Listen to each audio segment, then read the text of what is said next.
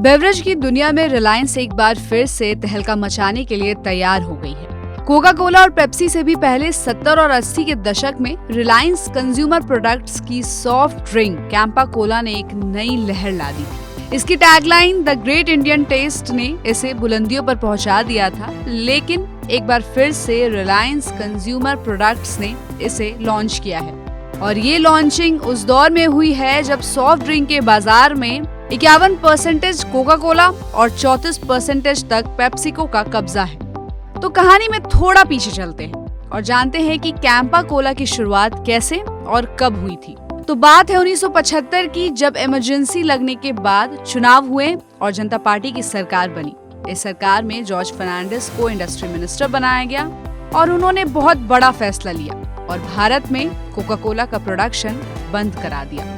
उन्होंने भारत में काम कर रही सभी विदेशी कंपनियों को नोटिस जारी किया और FERA यानी कि फेरा अमेंडमेंट को फॉलो करना मैंडेटरी किया।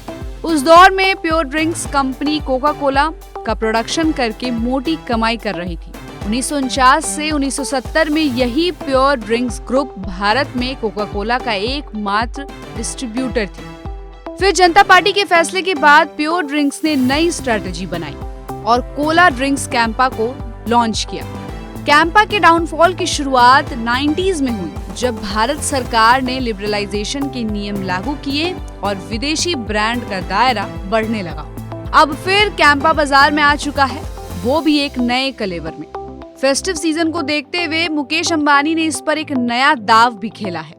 फेस्टिव सीजन से पहले ही कंपनी ने कोका कोला और पेप्सिको के होश उड़ाने के लिए इसके दाम आधे कर दिए हैं। रिलायंस इंडस्ट्रीज ने अपनी FMCG कंपनी RCPL यानी कि रिलायंस कंज्यूमर प्रोडक्ट्स लिमिटेड के जरिए कैंपा कोला को दोबारा लॉन्च किया है। कैंपा कोला कभी भारत का एक लोकप्रिय ब्रांड हुआ करता था और अब इसकी वापसी से कोका कोला और पेप्सिको जैसी दिग्गज कंपनियों को कड़ी टक्कर मिलने की उम्मीद है।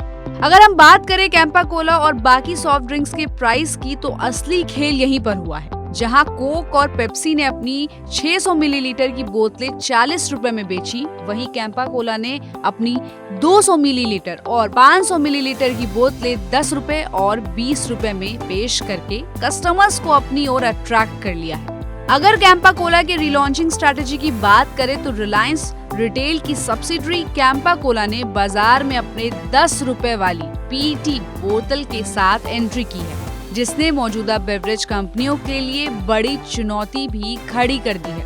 इस कदम ने कॉम्पिटिटर कंपनीज को अपनी कीमतें कम करने के लिए मजबूर कर दिया है। कैंपा कोला की स्ट्रैटेजी अग्रेसिव प्राइसिंग फिक्स करने की है और कंपनी अपने बेवरेजेस को कम कीमत पर बेच रही है। साथ ही ये रिटेलर्स को ज्यादा मार्जिन भी दे रही है और इससे उसे कोका कोला और पेप्सिको के मुकाबले बाजार में अच्छी पकड़ बनाने में मदद मिल रही है। तो इस खबर पर आपकी क्या राय है, कमेंट करके जरूर बताइए और ऐसी खबरों के लिए आप देखते रहिए गुड रिटर्न्स। हमारे चैनल को लाइक और सब्सक्राइब करना बिल्कुल भी मत भूलिएगा।